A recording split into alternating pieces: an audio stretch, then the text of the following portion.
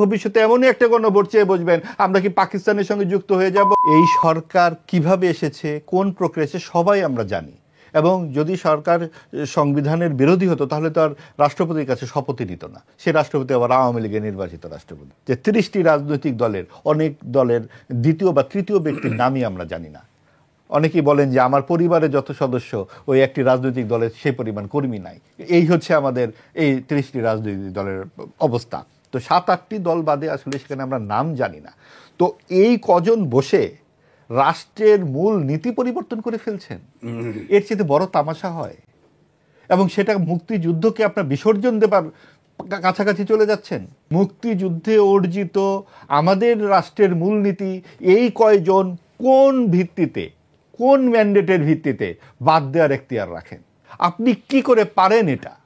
এবং রাজ্জাকি ভাই যেটা বললেন, কাপড় বদলানো হয়, ফার্নিচার বদলানো হয় পুরনো হয়ে গেলে।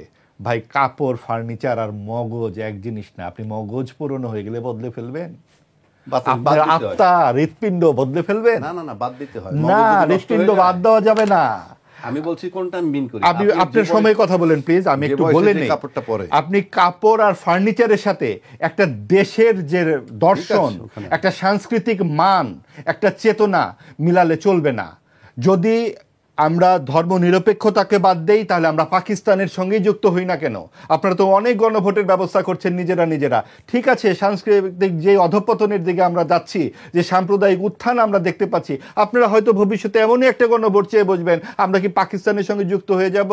কথায় কথায় মুক্তিযুদ্ধের সাথে ফ্যাসিস্টকে যুক্ত করে দেওয়া হচ্ছে তো। আচ্ছা, সরকার যে এত প্রগতিশীল সরকার আমাদের, আমেরিকান সব অধ্যাপক, নারী সংস্কার কমিটি কোথায় গেল?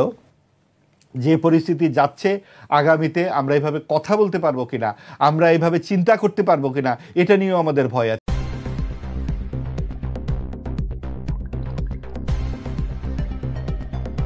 News vision digital multimedia.